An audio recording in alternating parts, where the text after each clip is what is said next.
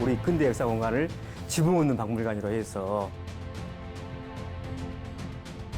목포의 솔로시티 문화는 여우는 숨을 즐기는 이탈리아와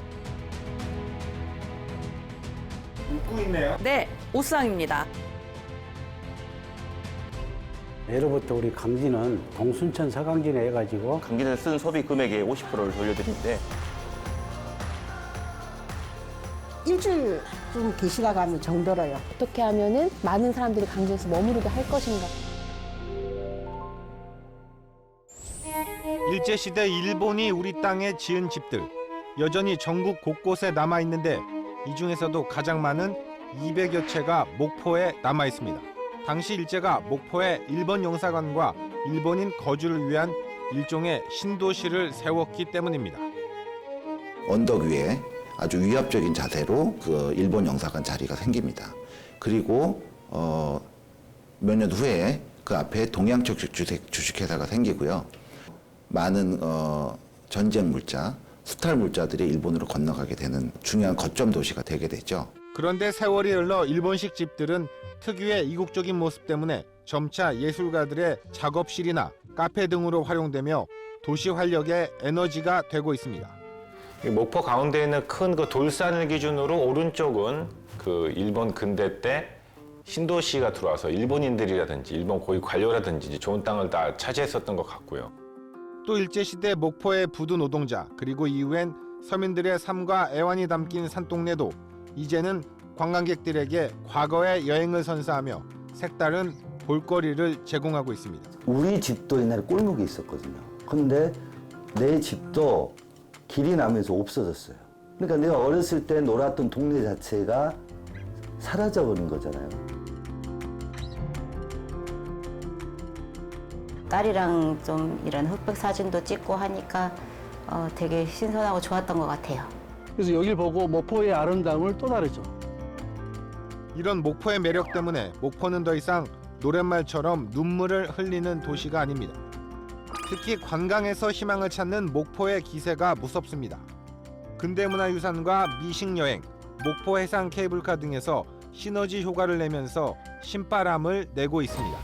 목포의 작년 한 해 관광객은 730만 명을 넘어서며 역대 최고의 실적을 올렸습니다.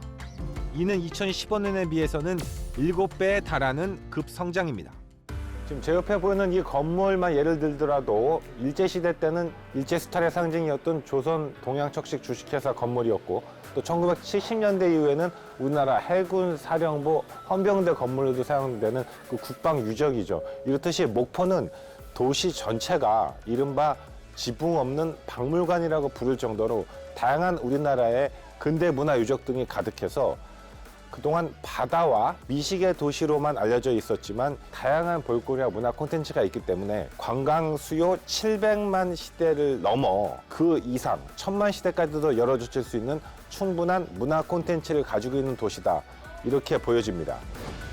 여기에 외국인 관광객까지 늘어나면서 목포 관광의 파죽지세는 당분간 더 이어질 것으로 보입니다.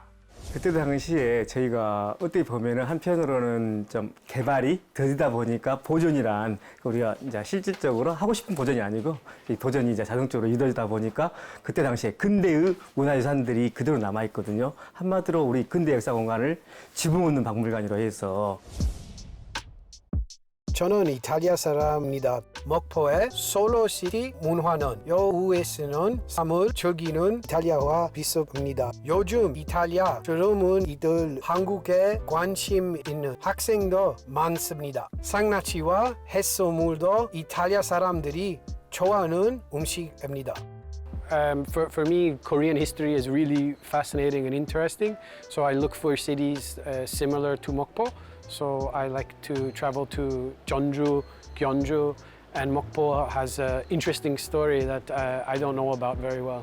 코로나에 의해서 굉장히 예부적으로 2년 반, 3년 동안 밖으로 못 나갔던 분들이 그나마 우리나라 찾기에 많은 분들이 지금 목포를 찾아오고 있는 걸로 알고 있습니다. 목포를 알리는 또 하나의 관광 콘텐츠는 바로 목포의 맛입니다. 그중에서도 홍어는 전 세계적으로 그 독특한 맛 때문에 먹어보기 챌린지 열풍이 일어날 정도로 인기를 끌고 있는데요. 전통적인 홍어 요리 외에도 젊은이와 외국인의 취향에 맞는 퓨전식 홍어 코스 요리 식당 등이 생겨나고 있습니다. 이게 어디의 홍어죠? 흑산도 홍어입니다. 명품 흑산도 홍어요? 흑산도 홍어. 좀 국내산 이렇게 보면 되나요? 아니요, 국내산과 같은데 얘는 바코드가 있는 정품 흑산도. 흑산도 홍어는 또 구별을 해요. 한번 보여드릴까요? 와, 웃고 있네요. 네, 우상입니다. 우상이네. 참치처럼 홍어를 해체하는 쇼도 인기 있는 볼거리입니다. 이 안에 있는 애라고 있어요. 간인데요. 이 간을 빼기 위해서 작업하고 있는 거예요. 이 간은 싱싱해야만 먹을 수 있는 거거든요. 이게 나오면 이렇게 됩니다. 제가 보기 쉽게 보여드리려고 미리 해놨어요. 혹시 외국인도 본 적이 있나요? 네. 그분들은 반응이 어떤가요? 처음에는 혐오스러워했어요. 약간 좀 왜 저렇게 못생긴 생선을, 냄새나는 생선을 먹나 하는 그 혐오스럽게 쳐다보다가 나중에는 재밌어하세요. 아, 이게 홍어애군요. 첫 시작부터 난이도가 좀 있어 보이는데. 근데 생각보다 이게 부드럽게.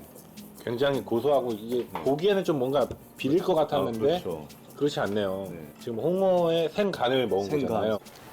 지금 썰어드릴 것은 등살이에요. 홍어의 등살. 홍어도 등살이 네. 다른 부위들은 제가 이렇게 부위를 설명해 드리려고 해놨어요. 등살, 뱃살, 엉덩이살, 꼬리살, 날개살. 우리가 흔히 날개살. 먹는 날개살. 아, 네, 흔히 네, 먹는 건 네, 날개살이군요. 네, 네. 제가 주로 요리에 쓰는 것들이 이 종류예요. 저는 어렸을 때 흑산도 출신이에요. 섬에서 먹었던 그런 고유의 저희 음식이 있잖아요. 지방마다 있는 음식에 좀 다른 걸 섞어보자. 그래서 시작하게 됐어요. 첫 번째는 홍어 스프가 나가고 두 번째는 세비체라는 그 페루 샐러드가 나가는데 거기에 제가 제 방식대로 샐러드 소스를 조금 첨가해서 나가는데 거기에 곁들여 드시게끔 하는 게 물김전이에요. 우리 전라도에서 나오는 신안에서 나오는 원초죠. 김 원초. 그 곱창 김 원초를 전으로 만들어서 새우하고 곁들여 드시게끔 해요. 두 번째 코스가. 세 번째가 그건 지극히 전통적인 홍어 삼합. 마침 홍어 먹기 도전에 나선 외국인 한 명을 만날 수 있었습니다. Doesn't look like a fish, but it's fish. But it's very delicious. Really delicious. Yes. When I see in this way, I think I cannot eat. But after I try, now I know I can eat. 목포의 미식 여행은 이제 국제적 관광 상품이 되고 있는 상황. 외국인 관광객들이 오셔가지고 줄 서서 저번에는 저희 같은 경우는 막바로 가서 먹을 수 있겠지만은 한 100m가 줄 서 있어요. 그분 우리도 따라서 그분한테 줄 서 있자니 뭐하다는 경우도 있고. 현재 목포시는 단체 관광객 유치를 위해 국내 관광객이 10명 이상 여행사를 통해 관광할 경우 1인당 목포 시내 식당 1식과 숙박 하루 그리고 1인당 1만 원의 현금을 지원합니다. 지금 이제 관광객이 단돈 10,000원이라도 저렴하면서도 더 좋은 조건이랄지 그러한 취지가 된다 한다면 더 찾을 수도 있겠지만 더 이상으로 인센티브를 받는 이상으로 저희들이 고객을 모시고 있기 때문에 믿고 목포를 찾아주시면 아예 여행 경비 절반을 돌려주겠다며 더 파격적인 조건을 내걸고 관광객을 모집하는 지자체도 등장했습니다. 바로 고려 청자의 원산지 강진. 고려시대 청자의 원료인 고룡토가 풍부해 왕실에서 쓰던 최고급 청자를 굽던 가마터만 180여 곳이 있는 곳. 강진군은 2인 이상 가족의 여행 경비 절반을 환급해 주겠다고 나섰습니다. 사전 신청자에게는 강진에서 쓴 돈의 50%, 최대 20만 원을 강진사랑 상품권으로 돌려주는데 강진 반값 관광에는 2월 말까지 사전 신청자가 9,000명을 넘어섰습니다. 강진군은 반값 관광이 생활인구 증가와 지역경제 활성화에 도움이 될 것으로 보고 있습니다. 예로부터 우리 강진은 동순천 서강진에 해가지고 하나의 교통 분기점이었는데 그동안에 조금 낙후된 점이 없잖아 있었습니다만 최근에는 가우도 출렁다리라든지 강진만 생태공원이 개발되면서 또 이쪽 관광지를 찾는 분들이 많습니다. 강진군은 이를 위해 100억 원의 예산을 준비했지만 어차피 관광객에게 상품권으로 지급하는 농수축산물이 지역 경제를 살리는 셈이기 때문에 오히려 경제 효과는 이보다 훨씬 높을 것으로 기대하고 있습니다. 이제 이분들이 오시게 되면 강진에서 쓴 소비 금액의 50%를 돌려드리는데 한마디로 뭐 40만 원 썼으면 저희들이 20만 원을 저희 지역 화폐로 이렇게 돌려드리게 됩니다. 저희가 이제 가족 단위로 이렇게 한정돼서 한 것은 지역이 지금 인구 감소가 되고 지방이 소멸되는 시대에 가족의 소중함을 좀 더 이렇게 일깨워가지고 그런 정부의 이런 국가적인 시책도 이렇게 일조한다는 측면에서 이렇게 이 시책을 하게 됐습니다. 강진은 반값 관광에 앞서 체류형 농촌 관광 상품인 풋소를 운영해 좋은 반응을 얻고 있습니다. 강진의 농가에서 식사를 제공받으며 평균 일주일 남짓 전원 생활을 경험해보는 것인데 2015년 이후 5만 명 넘게 참여했습니다. 예, 안녕하세요. 반갑습니다. 코로나 때문에 해외여행이 다 막혀버렸잖아요. 유일하게 청정지역인 강진에서 많은 사람들이 와서 그래서 저는 코로나 때 오히려 돈을 벌었다고 생각합니다. 음식하면 전라도라고 일단 체험객들은 상다리가 휘어질 맛기행에 빠져듭니다. 그 다음 음식보다 더 푸짐한 시골 인심은 그 자체로 훌륭한 관광 상품이 됩니다. 일주일 좀 계시다 가면 정들어요. 정말. 가끔 어디 계신다면 무엇하고 계실까 그런 제가 안 바쁠 때는 그런 생각도 하고 서로 이렇게 톡도 하고. 두 노부부가 사는 여유로운 전원 생활을 함께 만끽하고 당구대는 옛날에 내가 젊었을 때 당구를 좀 치다가 보치고 배를 떠났잖아요. 그래서 옛날 생각이 너무 나고 그래서 이거를 내가 인터넷을 봐가면서 당구를 한번 치고 풋소에 오는 그 손님들 남자분들 오시면은 저녁이면은 잠깐 한 게임씩 하는 걸 굉장히 좋아하더라고 남자들이. 여기는요 약간 언덕 위지만 왜냐하면 여기 저희 집에서 아침에 해가 떠서 청관산에서 해가 떠가지고 저쪽 해남 두룬산 쪽으로 강진만 넘어 두룬산까지 해가 지는 걸 여기 저희 집에서 정남향이라서 정확하게 볼 수 있고요. 비 오는 날 비 오는 대로 너무 좋아요.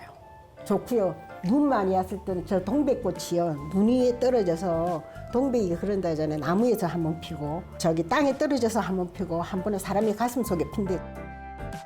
풋소란 덜어내다라는 뜻을 가진 전라도 사투리.